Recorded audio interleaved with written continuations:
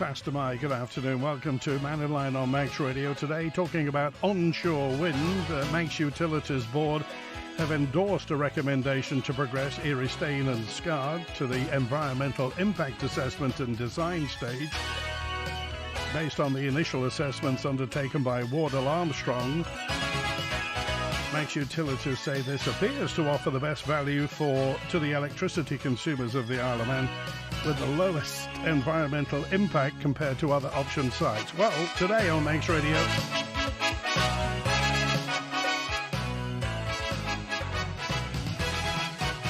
Lizzie Riley's here. Lizzie is the Energy Transition Lead and Transition Programme Manager. Paul Evans and Ian Ramsbottom are from the consultants, Wardell Armstrong. So Lizzie, Paul and Ian, hi, good afternoon, everybody. Good afternoon. Okay, Lizzie, let's just get it first of all. You're the, is it right, Energy Transition Lead and Transition Programme Manager? Yes, that's correct. What on earth does that mean? So Manx Utilities have been set several targets by the Isle of Man government with regards to the decarbonisation of electricity on the Isle of Man. So first target we have is to deliver at least 20 megawatts of onshore renewables by 2026, with another target which is to deliver 100% decarbonised electricity by 2030. So my responsibility lies with the delivery of projects which are associated with both of those targets, but we're also looking at economic opportunities for the island beyond 2030, and that's as the full net zero transition across various different sectors on the island moves forwards. Okay, how far down the line is Manx Utilities? So we've progressed with our onshore wind project, and based on the information we have to date, believe it is deliverable by 2026. We've done a lot of feasibility work on the delivery of a second interconnector, which supports our 2030 target. We're also doing some background work and feasibility studies at the moment with regards to another project, which is to do with having carbon neutral dispatchable generation on the Isle of Man. So dispatchable on demand, you can start it instantly no matter what the weather's doing. Hold on, industry jargon, what was that? So we recognise that resources like wind and solar are not 100% guaranteed on any day, and we have a responsibility on the Isle of Man to deliver security of supply. So we have to be able to meet our customers' demand for electricity regardless of what the weather is doing. And to do that, and to be realistic about the transition, you have to have an energy source which you can guarantee is available at any time, irrespective of what the weather is doing. And that's what our customers on the Isle of Man come to expect. Okay, the second interconnector. I very clearly remember sitting in this very studio 20 years ago when the Jules Verne was down below us, putting that interconnector in that obviously goes to Bispam. At the time, it was the longest AC interconnector in the world. We don't just order these things off the shelf. How long is the lead time and the installation for another interconnector? Will it go along the same path? So we would try and avoid the same path, because obviously using the exact same route that we have today presents a potential security risk. So there is always the danger that a trawler may end up tangling up with the interconnector with an anchor. So strategically placing them slightly further apart avoids and limits that risk to a certain extent. But we do have an issue in terms of potential power flows. So you don't really want to have two interconnectors that are connecting to two completely different places within the UK, because otherwise you can start to have problems with stability. Do we know any idea where the second one will go? I can say it's between the Isle of Man and the northwest of England. Well, thanks for that. That narrows it down a tad. Let's go to Ian Ramsbottom from Wardell Armstrong. Ian, hi, good afternoon. Afternoon. How long have you been with Wardell Armstrong now? I think it's 17 years this year, in fact, so quite a while now. Okay, and specifically, what's Wardell Armstrong's directive on the Isle of Man? So we've been commissioned to undertake the environmental impact assessment surveys as a first pass. So that includes undertaking all of the surveys that are required to feed into that. That's everything from ecology, archaeology. But prior to that, we were asked to look at feasibility of the several different sites and indeed the entire island itself for a wind farm. So Paul and his team have undertaken the feasibility. We've reported that to Manx Utilities, undertaken some public engagement events where we've discussed that. and now it's on to the scoping opinion. So where we are now is we've pulled together all of the issues as we see them that we need to investigate with baseline surveys. We are now sending that to DEFRA so that they can engage with consultees, so they can make sure they have their comments on that, and any technical other aspects that need to be picked up, we can include in our baseline surveys. Okay. Paul, hi. Good afternoon, Paul. Hello. The important thing for the Isle of Man is this is our money. Is it going to work? Is this going to be profitable for Manx Utilities, for us? Yeah, I mean, in general, onshore wind is accepted to be sort of the cheapest form of new energy generation, bar none. That includes gas, nuclear, obviously hydro, that sort of thing. So in general, it's fair to say that onshore wind is the way to go if you want a cost-effective energy source. Okay, presumably Wardell Armstrong have been associated with other wind farms here, there, and everywhere. Have you got? Is there a metric for deciding what's going to work? Well, there's a whole host of things that need to be looked at to see if a wind farm will be successful. So initially, obviously, the feasibility stage, you need to look at sort of the high-level bit. Is there a wind resource?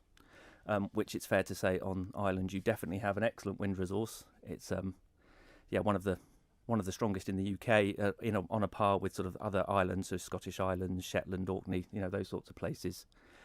Once you've established you've got a resource, then you need to look at whether or not you can put the turbines on island without affecting the environment.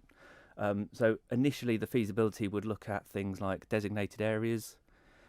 Do you have areas designated for landscape, designated for ecology? Clearly, you'd want to avoid those because they're important from the off. The next biggest thing is quite often noise, which is proximity to dwellings. So do you have any gaps where you could put turbines where they're not going to be right on top of houses in terms of noise impacts? Noise restrictions for wind turbines are incredibly tight. They effectively have to be near silent at dwellings. So, it's very restrictive, so you need to make sure you've got space for that. And once you've got those things, roughly in place, then you can start doing the detailed studies, which we're sort of looking at now. Okay, Lizzie, how far away is this? I mean, if with a fair wind, pardon the pun, when could these things be up and spinning? So our target delivery for commissioning is September of 2026. 2 years this September. Yes, that's correct. And we are talking about the Isle of Man, not known for its how can I put it, keeping to timetables. So September 2026.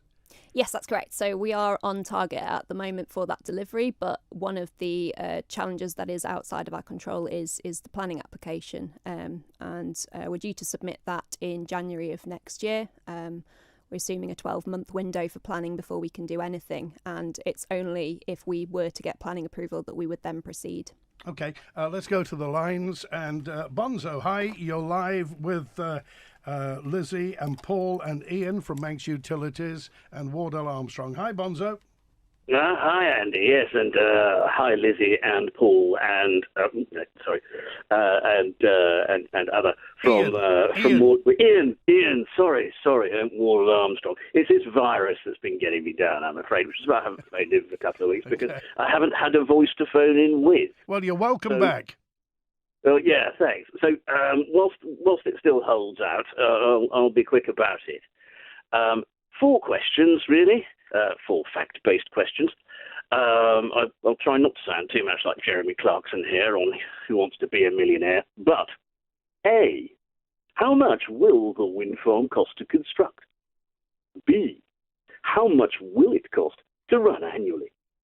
C, how long will it take to pay for itself?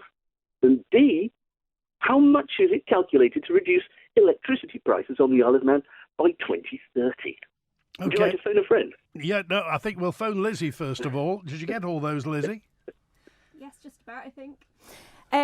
So in terms of how much the wind farm will cost to construct, obviously we are looking at different designs at the moment, and we want to get the best value for our customers on the Isle of Man. So the more design options that we have, the better that value is likely to be. We are shortly going to Tynwald for funding for our wind farm project. We don't expect it would cost more than £36 million. And within that cost, there is a lot of contingency in place to ensure that anything is captured that we don't think about in advance of the project. O&M costs, I'll probably get Paul to come in on this one as well, but if you look to the UK figures from BEIS, which is Business, Energy and Industry Strategy, I think, they had published figures that are on their website, which cover a range of operational and maintenance costs for typical wind farm projects, ranging for all different scales. Somewhere in the range of between £2 and £3 million may be typical if you include insurance, maintenance, operational costs, staffing cost into that as well.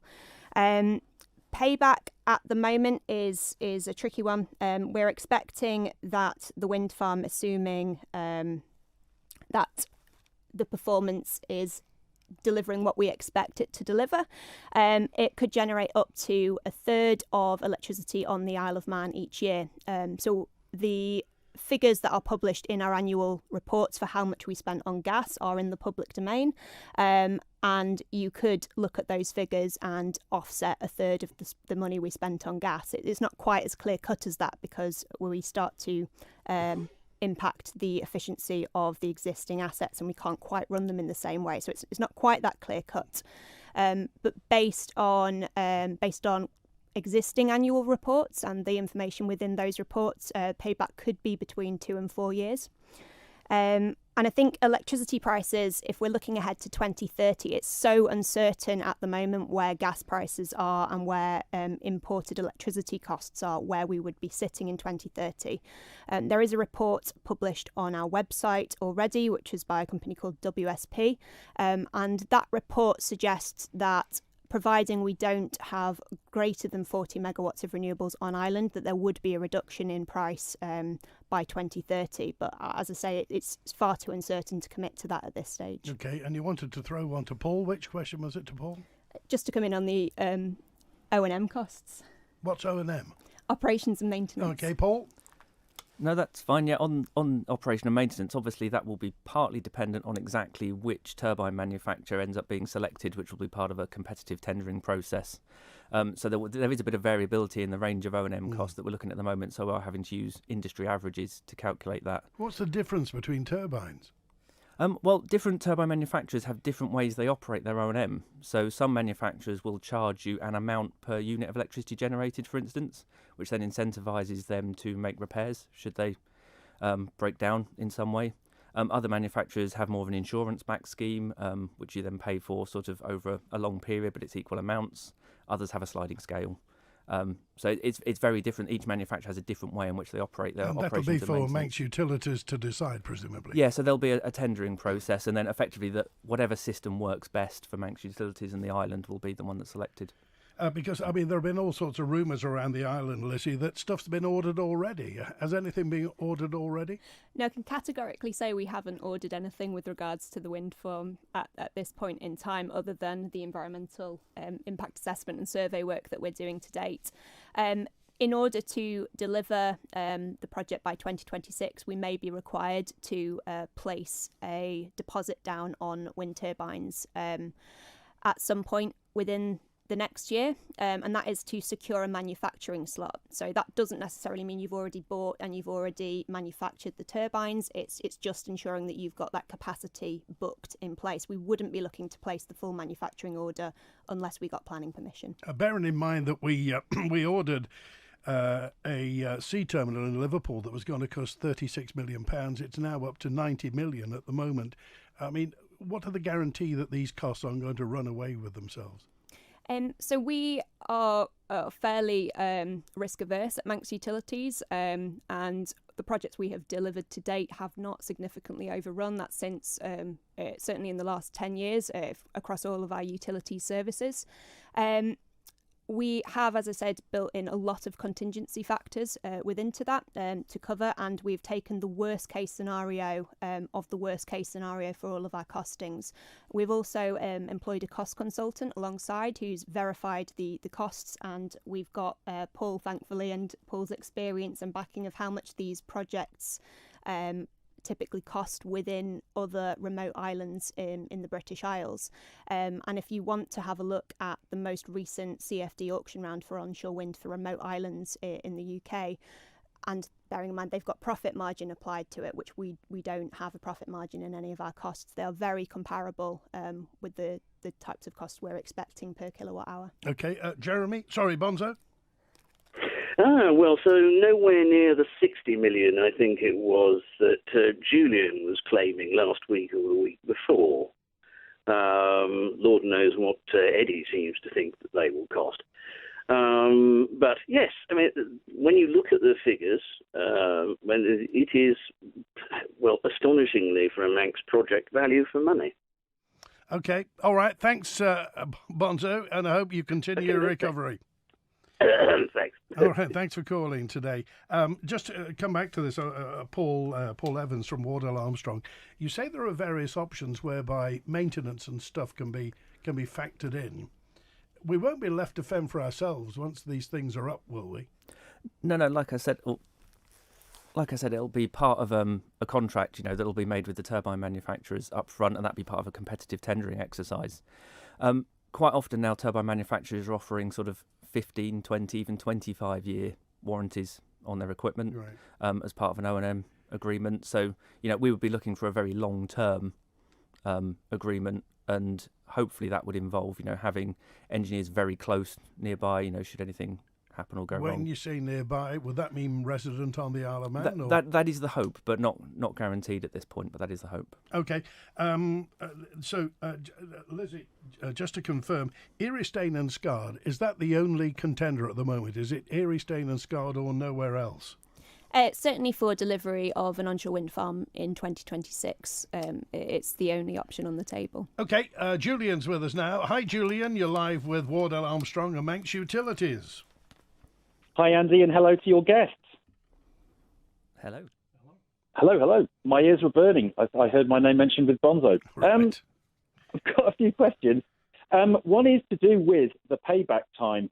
I'd just like to know where you're getting your capacity factor of 71% or 130 gigawatt hours, considering that the Shetlands that you have been quoting, the Viking wind farm, on their website, vikingenergy.co.uk, inside the project tab, it's suggesting 46%. And also, of course, the Shetlands are 460 miles north of the island. Not quite sure how you're getting the same weather. If you were to go the same distance south, you'd be just south of Paris. So I don't see how our weather can be attributable to a windswept island with almost no trees because of the extreme winds. My second question is, why are members of Wardell Armstrong currently drilling holes into the designated heathland above Eristane, northwards, outside of the curtilage of the Eristane plantation, towards the slot road, especially without letting the leaseholders of the land inform them beforehand?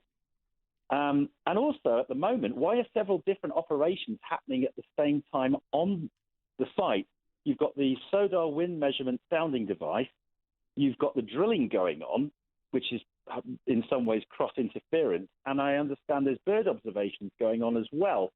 And isn't this contrary to your wind farm official good practice noise assessment document, ETSU R97, which states that not only must all relevant parties, including local residents, be engaged with the project from the outset, but also to avoid interference between operations, for example, drilling, ornithological observation? Okay, who wants to pick that up first? I'm happy to start. Okay, Lizzie? So I think the first question was on the load factor, and I'll let Paul come in on this as well, but it's not really part of our estimated yields at all in the assessment for calculation. So what we do is we look at the wind speeds that are achieved at the site, and we are measuring them. So it's a fact-based approach, and we compare those to the actual performance curves that are from the manufacturers and measured in situ from site. So fairly accurate calculations on the amount that we're producing. I suppose with regards to the weather on the island, we typically have wind from the southwest, and if you look at the Irish Sea and where that wind is channeled from between Ireland and Great Britain, you can see why that site is hit by that wind or that prevailing wind condition significantly all the time, especially where we move to the sort of hurricanes that and storms that move up through the Irish Sea. So yes, weather is comparable, but I think the other thing to mention with load factor broadly, which as I said is not really relevant for our calculations, but it is when you look at the average factors across the UK, you do have older designs to contend with. So the Viking project in Shetland Islands, I think, was commissioned in 2003. So we have much more modern designs now that are more structurally robust and able to operate and perform better in higher winds. But the other aspect that's really significant, especially for UK wind farms, is the amount of curtailment. So for example, if we installed a 100 megawatt wind farm at Erie Stane, and to be clear, Manx Utilities has no plans to do that, we would not be able to see a high capacity factor. We would have to curtail it at least 60% of the time because our demand is just not high enough to accommodate that. And that curtailment means while the wind farm could in theory at times deliver 100 megawatts, it won't be able to because it will have to be switched off or limited. So I'll probably hand over to Paul just to go over the load factor, and then probably pass to Ian to cover the environmental impact assessment at the site. Paul? No, definitely. I mean, load factor is not a particularly good measure of performance of a wind turbine generally. Turbines are designed in such a way so that the load factor is sort of dependent on the wind conditions that they're sited in. So it'd be relatively simple to invent a wind turbine that would have a near 100% load factor simply by putting a very large rotor on a very small generator. So overall, it's not really the best measure because ultimately it will come down to the equipment we select and the conditions that we put it in.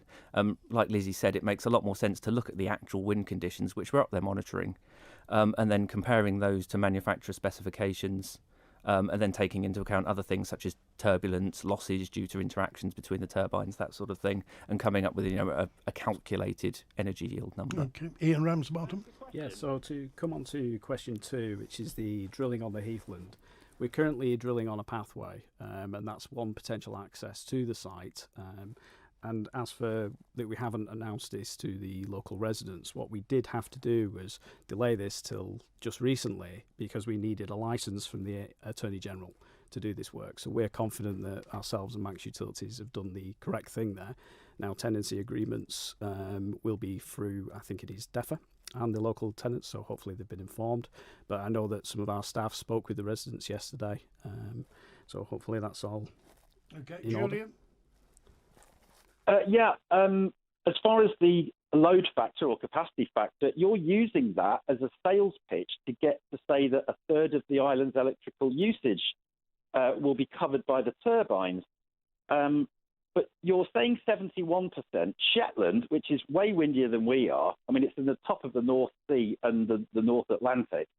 If they're getting 46, and Ørsted's own consortium website is saying the average across the UK, including our latitude, is 26, then I don't see how the payback that Bonzo referred to, how can you get your payback when you're kind of boosting your sales pitch by 4 times more than the reality of what I'm reading? I mean, even if you get to Shetland Islands levels that they've recorded, I know you're talking about older types, but with Ørsted are very up to date. If they're saying 26% on their latest 11,500 fleet of turbines, how are you getting to 71%? Anyway, yes. So that's one thing for you. The other one is, am I to understand Colas was trying to gain access to the privately owned path underneath?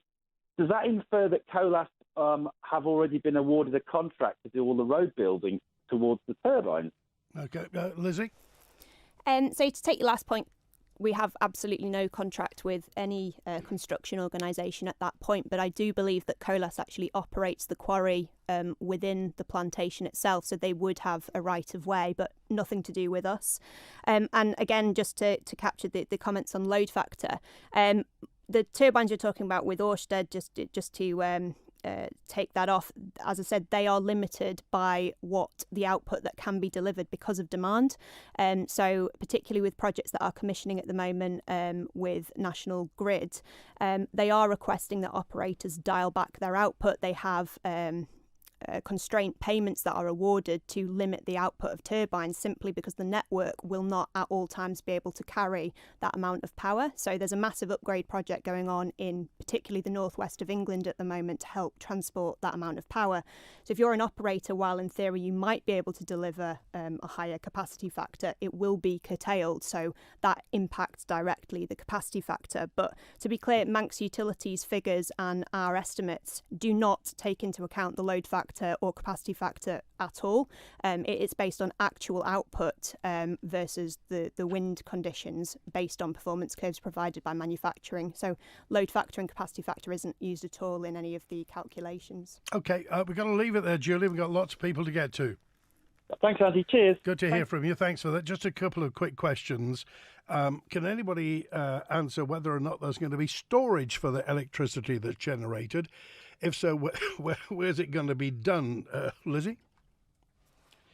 Yeah, so we don't have any plans at the moment to do any storage on the Isle of Man, and it's a technical reason. We don't need to have storage. Typically, when you have storage in the UK or to support renewable projects, it's to dampen to some extent the way they behave and the way they may impact grid frequency. So we have to operate our network within strict limits, and storage can help you avoid those limits. The difference on the Isle of Man, though, is we have an HVAC interconnector between the island and Great Britain. So we are tied to the UK's grid frequency. We can't change that. So the benefits of storage in terms of moderating frequency don't apply to us, which has got a lot of benefits as well, because storage at the moment is still really costly relative to other generation techniques, and we don't need it to maintain stability on our system.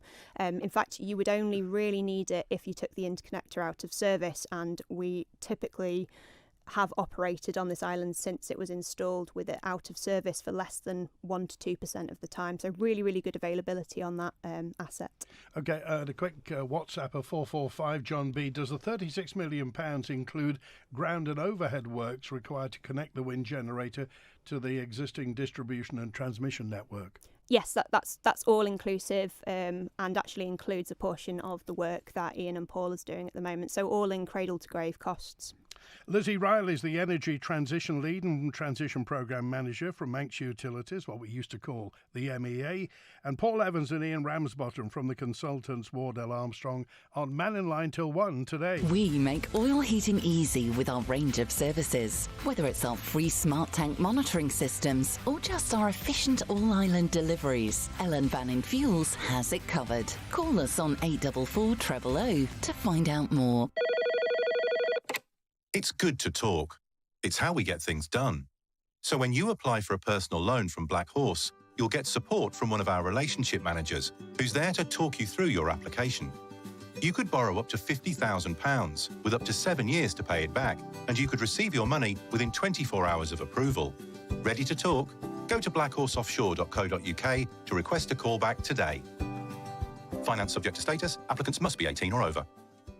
When you save a little money, it means a lot these days. If you're looking for bathrooms and tiles, you'll always find something new in store at Pacesetter. For surprisingly affordable prices and excellent choice, search online for Pacesetter Douglas. Or better still, visit the Pacesetter Bathroom and Tile Showroom on Harris Terrace and see the new styles in store. You can get the best of everything, where the price is twice as nice. Tonight at 6 p.m. here on Manx Radio, join Kiri Kermode and myself, Simon Clark, for Countryside. We hear from the young farmers as the annual Young Farmers tickets go on sale. I popped along to the Ramsey and Onken District Fur and Feather Society show and spoke to some of the class winners on the day. And also I got a chat with Keith Carouche, who was the guest speaker at last week's 90th anniversary dinner of the Northern Young Farmers. That's all in Countryside tonight here on Manx Radio at 6 o'clock. And don't forget, you can download and subscribe to the podcast for free at manxradio.com. The Mannin Line with Andy Wint. Faster Mai, good afternoon. We're live today with Wardell Armstrong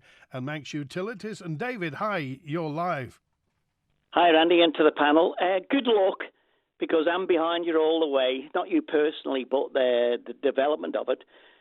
People may say because I live in Onken that it's, I'm always going to say that.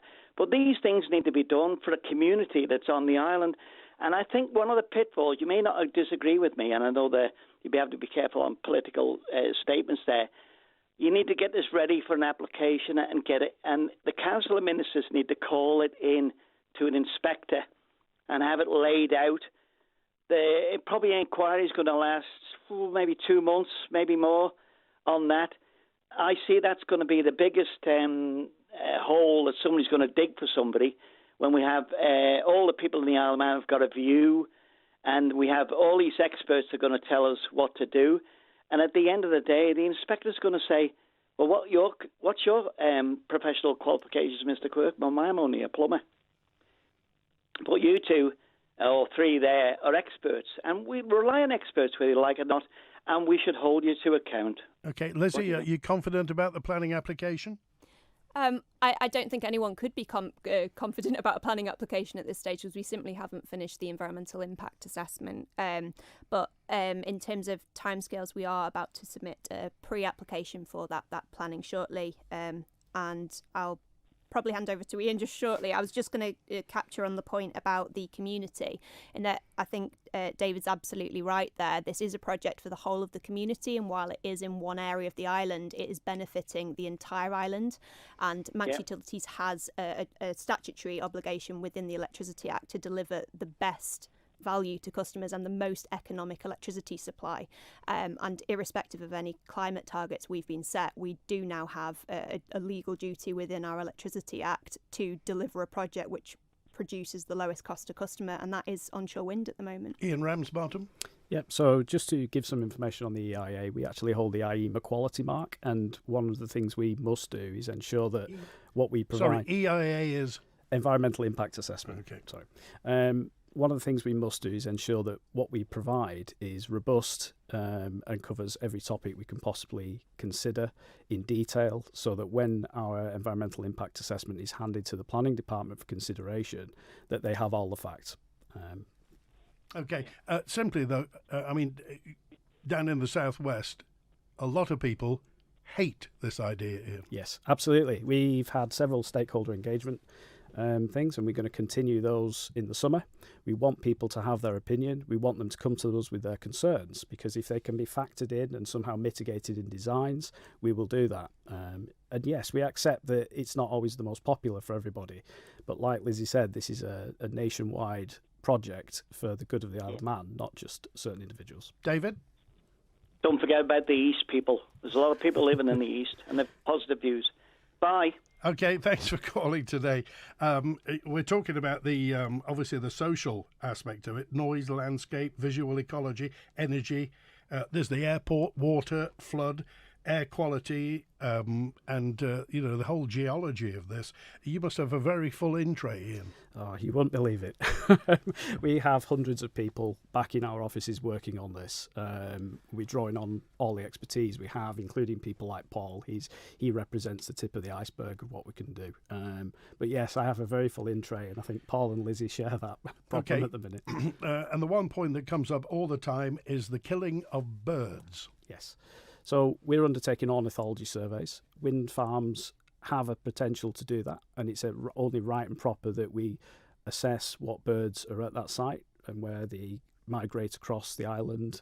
We know this is a UNESCO heritage site, and that will be taken into account. But also some of the more modern turbines have features built in where they can be turned off through migratory bird seasons and things like this, whether there's a couple of weeks. And part of our ornithology surveys is to pick up when that is happening so that we can ensure minimal impact. Paul, do you want to add to anything on that? Yeah, one thing I can add to that, I mean, we'll be doing detailed collision risk assessments as well, so there are methodologies out there which effectively look at the swept area of the turbines, what species are around, and then each species effectively is given a risk factor, what's its ability to avoid turbine blades, and then from that we can make a prediction of what likely bird strikes might be, if any. And then look at mitigation options, which can involve all sorts of things from moving turbines through to changing the way you operate them. So yeah, there's a number of different things you can look at. I mean, what's being proposed now, the wind farm at Erie, Staine and Scard, is the biggest interruption to our natural life since we had mines here in the middle of the 19th century. You know, 40% of the lead in the UK in the British Isles was mined on the Isle of Man. The mines came and the mines went, and we haven't had anything really on the Isle of Man that has disturbed the equilibrium since this. So lots of people are very concerned about it not going wrong. No, I fully appreciate that, and that's why there's so much work going in up front, you know, to make sure that as far as possible, everything that could be an issue is considered. But I mean, I appreciate it is a change, and any change is, you know, is difficult. And it's, you know, part of the job is to make that process as easy as possible and to answer as many queries and questions as possible. Okay, here's a quick one from Colin for Lizzie, and just saying, one question really, will the construction of the turbines, will it all be at a fixed price contract, or will it be subject to variation, Lizzie? So I think that's really a question for when we actually get to the tender process, and there's a lot of unknowns at the moment that I'm not able to provide an answer. So the construction and the team that you appoint is somewhat dependent on which manufacturer that ends up winning the manufacturing contract, and each EPC contractor will have different requirements and their own, but we would look to mitigate risk as far as possible, and as I say. Whose call is that? Is that MUA, or is it Comin, the government, Treasury? Treasury to some extent would advise on what they or how they would like us to manage the financial risk, and we would need to get Treasury approval before we proceed with anything, before it goes wider and goes forward to Council of Ministers and Tynwald as well. Okay. Hi, Kiri, you're live talking about the wind turbines. Hi, everyone. My first question, Lizzie was saying that your project is on track. You had a roadmap published on the MUA website, which quotes that in January 24 there will be a design freeze, i.e. that the initial design is complete with turbine locations fixed. When will you be releasing that information to the public? Okay, thanks for your question. Yes, that roadmap is still on our website. And I believe there's another one going on as well for the environmental impact assessment as well, just to highlight what process we're going to as well. So we have reached a design freeze, but that isn't necessarily fixed turbine locations, because we at the moment have a number of different manufacturing options we're considering, and they would each have different turbine placements depending on it. We are shortly going to be submitting our scoping report, and we understand from the planning department that will be pushed into the public domain imminently. Okay. Sorry. Yeah. So, right, my second question, if you don't mind. So I understand you have been issued a drilling licence for Kringle Great Park to drill boreholes up to 15 metres deep, and this is an area of registered heathland. If we go back to your operational decision-making document, which is produced by Manx Utilities, there is a statement in there: the consultants advise that heathland should be avoided at all costs. So I just wondered if you could clarify why you have moved outside the original site constraints onto registered heathland. Okay, let's go to Ian for that. Ian? Yeah, so the first thing to say is that what we are looking to target with that drilling operation is the ground conditions of the footpath that is there. So we've taken careful steps so that our drilling contractor and our engineers on site don't run roughshod over heathland, is the first thing to say. The reason it's outside of the Eristane plantation is because this is one potential access route into the wind farm itself. Okay, Lizzie, Kiri? Okay, so you are prepared to put an access road on registered heathland? Again, we're trying to target the existing footpath. What we need to do is look at all of the options, and that is the point of what we're doing right now. There are multiple options for access. This is just one of them. Naturally, we're not going to just go and dig up all of the potential options now. We want to do a targeted drilling regime which sets out which is the best possible route. We do want to protect as much heathland as possible, and I know MUA share that view. Okay, just out of interest, how wide and how deep are typically roads that have to service wind farms? It does vary depending on the transport requirements of the individual turbine manufacturers and their transport partners. Anything up to 4 to 5 metres is pretty standard. Depth of it can vary very, very dramatically depending on the turbine itself and the components and the weights, etc. Paul, did you have anything to add on that, Moz? No, I can do, yeah. So depths are normally in the region of 10 to 20 centimetres. So it's a geotextile membrane and then hardcore normally, but that does assume sort of fairly stable ground conditions. Obviously, until you know exactly what's in the ground, hence the drilling that's taking place at the moment, it's hard to understand, exactly what will be required, but that would be standard. Okay, all right. Kerry, anything else, Kerry? No, I'm sure we'll have that covered when we see the scoping document, which I presume is due imminently as well. Okay, just one question also to Lizzie, Paul and Ian. Who's best to answer this? How on earth are they going to get the blades to Erie Staine? Will they come in pieces or will they be brought up as one? Paul? Yeah, so they will come in one piece. How big are they? So they will be, I say it partly depends on the turbines we're looking at ultimately. So we would expect them to be around sort of 65 metres, that sort of ballpark. The best part of 200 feet? Yes. Yeah. Yeah, I mean, they're definitely they're big items. Do we know where they're going to come ashore? So there's a couple of options at the moment. One is by the port, just we can see out the window here at Douglas. The other option is potentially a beach landing at Castletown Beach. That's still in fairly early stages of assessment, trying to determine what would be the best route. However, the Port of Douglas is preferred. Okay, we're live with Wardell Armstrong and Manx Utilities talking about onshore wind. If you have anything to answer or anything to ask, by all means get in touch. Text, email, call and WhatsApp. The nation station celebrating 60 years. This is Manx Radio. At HSBC, we're here. And here. So you can go here. Or just chill in your own space here. We're here for all your banking needs. Pop into your local branch or book an appointment online. HSBC, opening up a world of opportunity. HSBC Bank PLC Isle of Man branch is regulated by the Isle of Man Financial Services Authority. Visit the HSBC website for terms and eligibility requirements. It's B&B Furniture's winter sale. With fantastic bed and bedroom savings in our newly extended bed department, plus free bedding packs and extra gifts available with selected purchases. There's 0% finance too. Ends this weekend. Have you been invited to take part in the Household Income and Expenditure Survey? It's one of the most important surveys for our island because the information you provide is vital data for our island's financial planning. It helps us calculate our VAT revenue from the UK. Plus, it gives us a better understanding of the financial strains on residents, so we can support those who are struggling. If you've been invited, please take part. Visit gov.im/HIES for more information. Caroline North is back this weekend with a selection of your greatest music from the 60s to the 90s. We got some money to give away with our competition to spend in the Caroline web shop and the return of Nigel Harris for this February.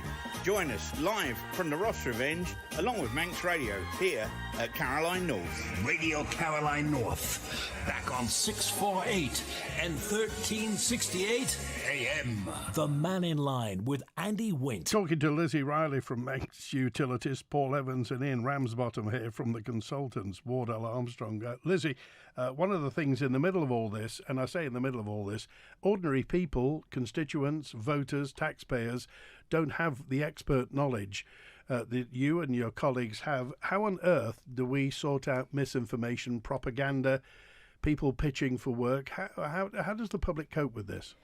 I think it's really difficult because there is a lot of misinformation out there, and there are a lot of people certainly that have contacted us that have been worried about things that are not necessarily based in fact at the moment.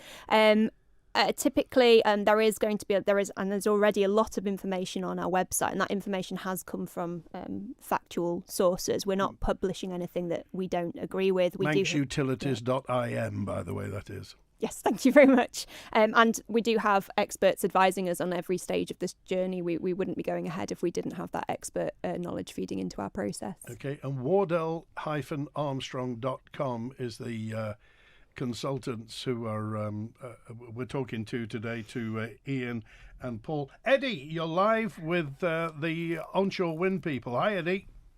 How are you doing? All right. Good, thanks. First of all, I agree with most of the points that's been made by Julian and most of the others. And we're getting name drops again.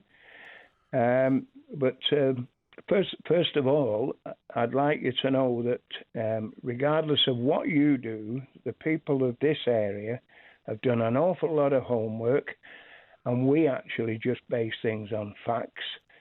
And we are going to fight this to the very end, using the precedent from France and so on. It's going to be, if it goes wrong for you, it's going to be an absolutely massive cost. How far would you be? You live close to where the wind turbines would be, Eddie, is that right? How far away? Just over 500 meters. Yeah. Okay. So they will be close by. And what is it that concerns you the most, Eddie? Well, there's a lot of things. I mean, you've had a few comments today about birds and things. I've got a little thing here, perhaps. Can I ask all of your panel there, have they ever heard of Billings? Yeah, it's all right. Just go ask us the question, if you would. Well, the question is, have they read that Billings, which is a massive subsidiary of the biggest provider of renewable energy, have just been ordered to pay £8 million in fines. And it's not the first time either. These companies seem to break the law wherever they go. But that's just one fact, not fiction, it's fact. One fine of £8 million. My point I was going to get, my first point is this. The area in which you're going to do all this, we are going to fight. And if you sort of put into your costs at the worst case scenario, your own words, what it would cost if you had to take the damn things back down again. That's my first question. I've got two, so we'll see what the panel says for that one. Okay, Lizzie? Any contingency for dismantling if they get put up? We haven't included contingency for dismantling early if they're put up. Reasons for dismantling early would tend to be an error, a manufacturing error, and that's usually covered under warranty period. There isn't precedent in Manx planning rules that I'm aware of that requires anyone to take it down once it's already got planning approval.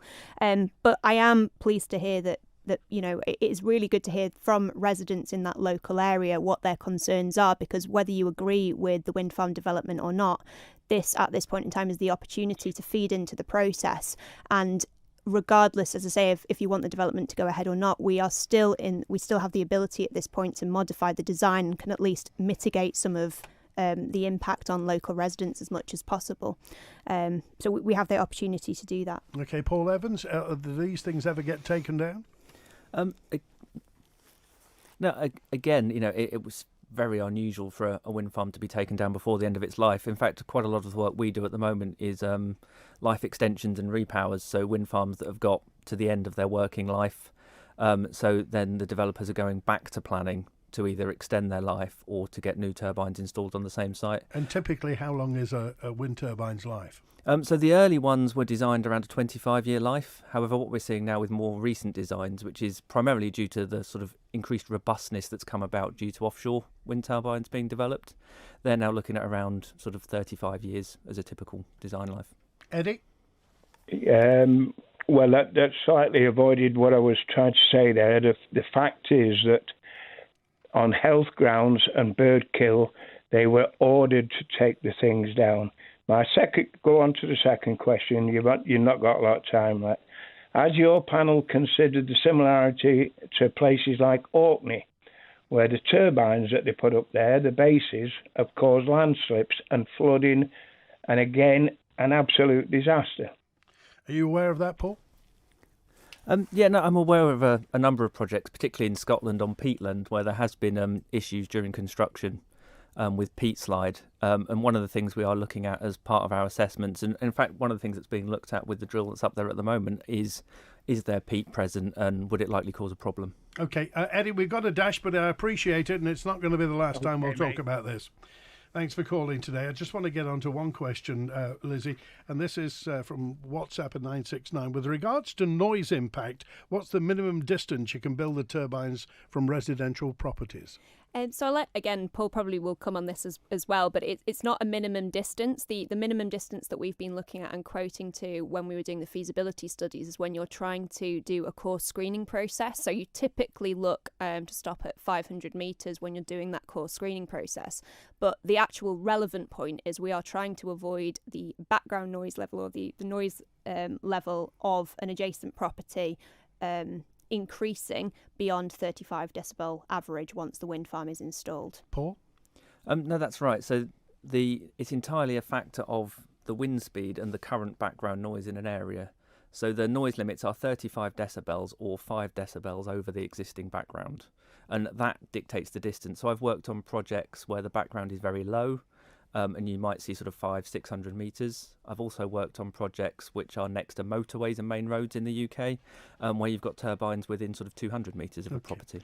You're looking to get in touch with people throughout the summer, aren't you, Ian? Yeah, very much so. So we want to work with MUA and their team to hold stakeholder engagements. We don't have dates set yet, but we're working with them to come up with those. We're going to do a range of them at nights and at weekends so that everybody who's working, as well as those who aren't, can come and talk to us about the potential designs, air the queries and questions that they might have, like they have on this radio show. We're committed to doing that with MUA. Okay, well, with that in mind, I hope there's an open invitation. Lizzie, will you come back in the near future and talk more about this?